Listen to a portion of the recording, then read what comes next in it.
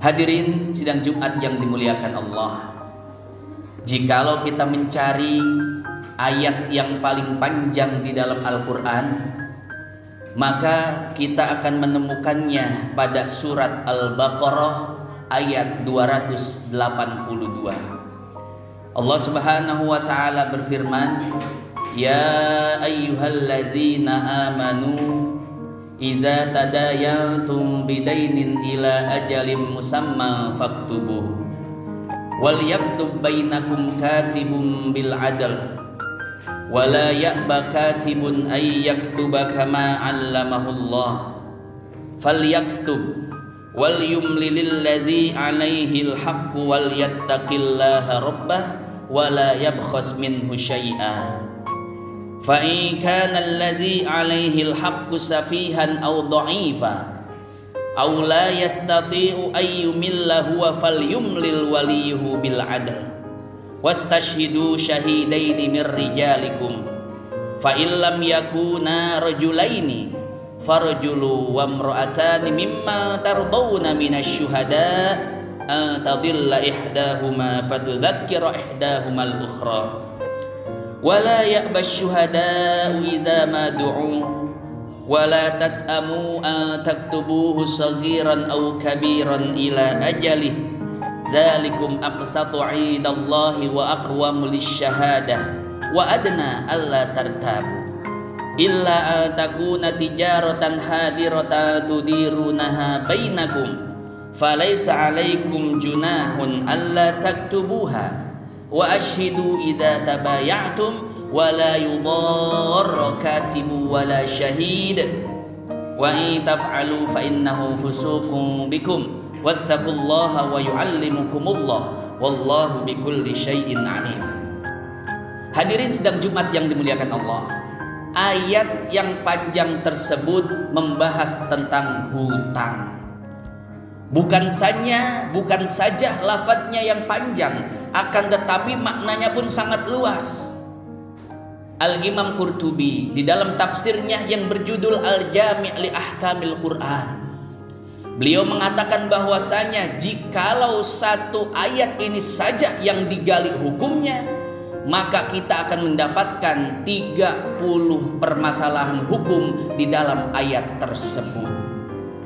Akan tetapi pada kesempatan kali ini khotib tidak akan membahas hukum-hukum ayat tersebut, namun khotib ingin merenung dan mengajak jamaah sekalian untuk merenung dan bertanya-tanya di dalam hati kita masing-masing, mengapa ayat yang paling panjang di dalam Al-Quran itu adalah ayat tentang hutang, bukan tentang judi, bukan tentang zina, bukan tentang riba, tapi mengapa ayat yang paling panjang di dalam Al-Quran itu adalah ayat tentang hutang. Hadirin jamaah yang dimuliakan Allah, tentu ini merupakan sebuah pertanyaan sangat besar untuk kita dan perlu kita cermati dan perlu kita teliti apa di balik ini semua. Dan ternyata jawabannya adalah bahwa memang permasalahan hutang adalah permasalahan yang sangat rumit dan sangat panjang. Urusannya bukan hanya di dunia, tapi sampai di alam kubur, bahkan terus dipertanyakan hingga akhirat nanti. Jawaban ini bukanlah jawaban yang asal dan tanpa dalil. Akan tapi jawaban ini adalah jawaban yang berdasarkan kepada dalil-dalil hadis Nabi Muhammad SAW. Coba kita perhatikan 3 hadis berikut. Pertama, hadis yang diriwayatkan oleh Al-Imam Bukhari di dalam sahihnya, juga diriwayatkan oleh Imam Ibnu Majah di dalam sunannya. Apa kata Nabi? Man akhadha amwalan nas, siapa orang yang berhutang, wa arada adaaha, dan dia ingin membayar hutang-hutangnya tersebut, bertekad untuk melunasi hutang-hutangnya, addallahu anhu, maka Allah akan memudahkan baginya untuk melunasi hutang-hutangnya tersebut. Akan tetapi sebaliknya kata Nabi, wa man akhadhaha, dan siapa orang yang berhutang, walam yurid adaaha, dan dia tidak ada niat untuk membayar hutang-hutangnya tersebut, atslafallahu anhu, maka Allah tidak peduli kepadanya sebagaimana dia tidak peduli terhadap hutang-hutangnya.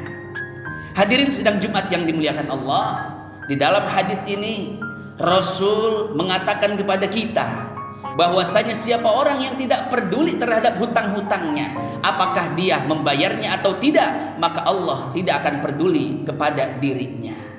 Tentu ini merupakan sesuatu yang sangat mengkhawatirkan. Bayangkan ketika Allah tidak peduli kepada kita, bagaimana kehidupan yang akan kita jalani. Berbagai permasalahan tidak akan menemukan jalan keluarnya. Berbagai permasalahan tidak akan pernah menemukan solusinya. Kenapa? Karena Allah tidak peduli kepada kita. Maka hadirin jamaah yang dimuliakan Allah, itulah konsekuensi pertama. Orang yang tidak peduli dengan hutang-hutangnya, maka Allah tidak akan peduli dengannya. Kemudian hadis yang kedua, hadis riwayat Ad-Dailami. Apa kata Nabi? Sahibud daini, orang yang memiliki hutang dan hutangnya itu terbawa sampai mati, maglulun fi qabri, maka dia akan terikat dan terpasung di dalam kuburnya.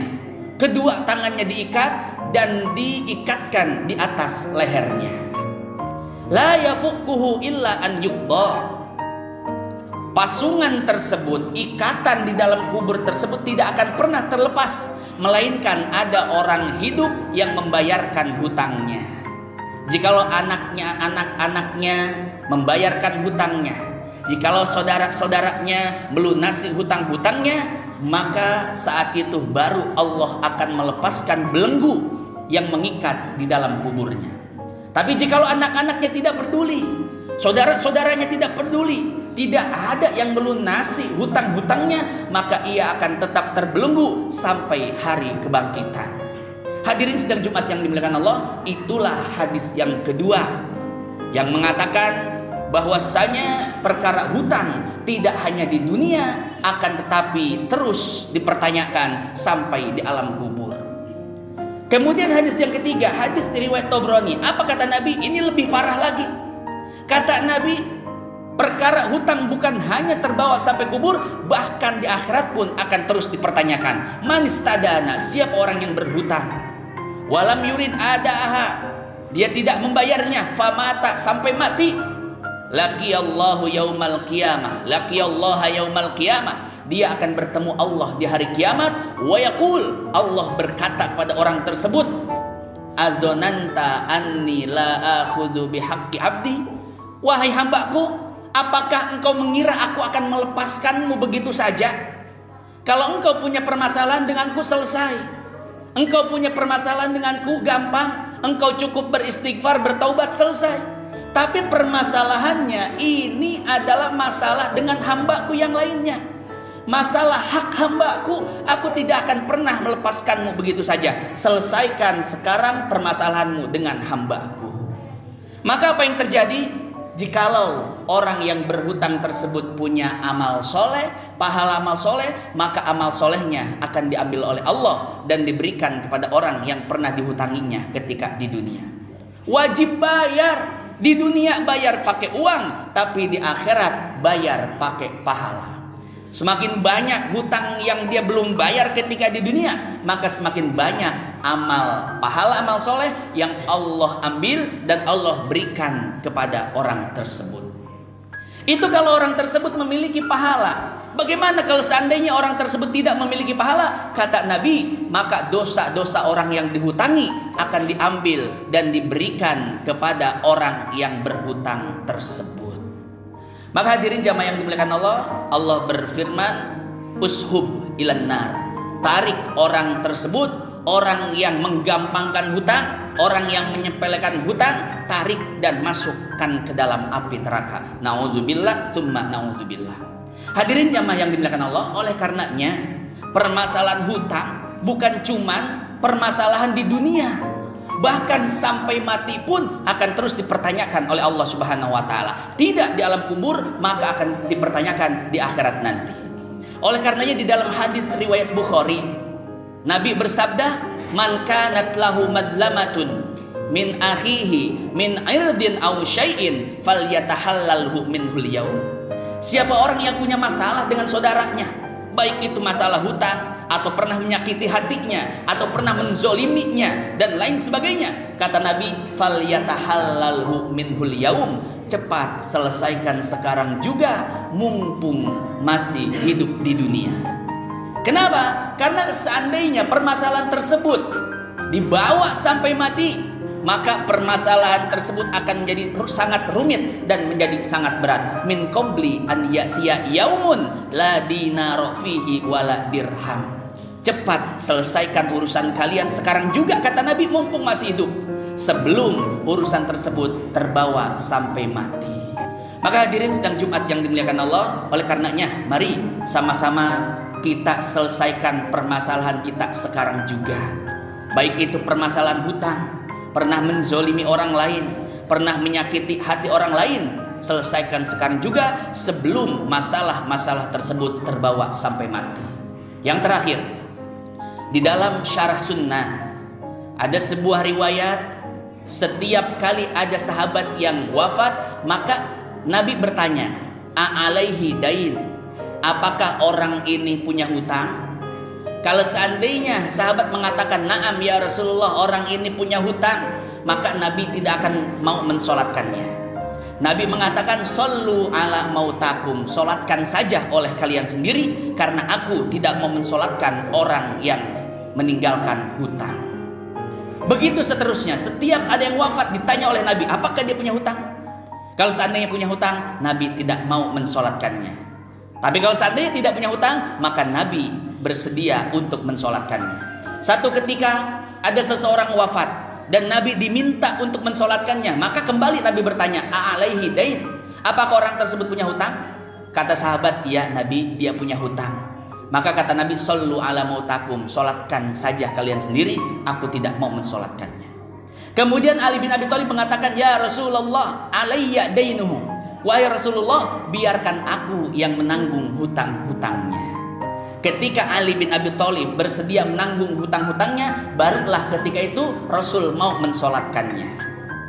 Kemudian Rasul mengatakan kepada Ali, fakallahu riqabaka kama fakakta riqaba akhika. Wahai Ali, Allah telah membebaskanmu dari neraka sebagaimana engkau telah membebaskan hutang-hutang saudaramu. Maka hadirin sedang Jumat yang dimuliakan Allah, oleh karenanya jikalau kita memiliki kelebihan harta dan ada orang yang berhutang pada kita, bebaskan saja hutangnya, mengharap ridha Allah Subhanahu wa ta'ala.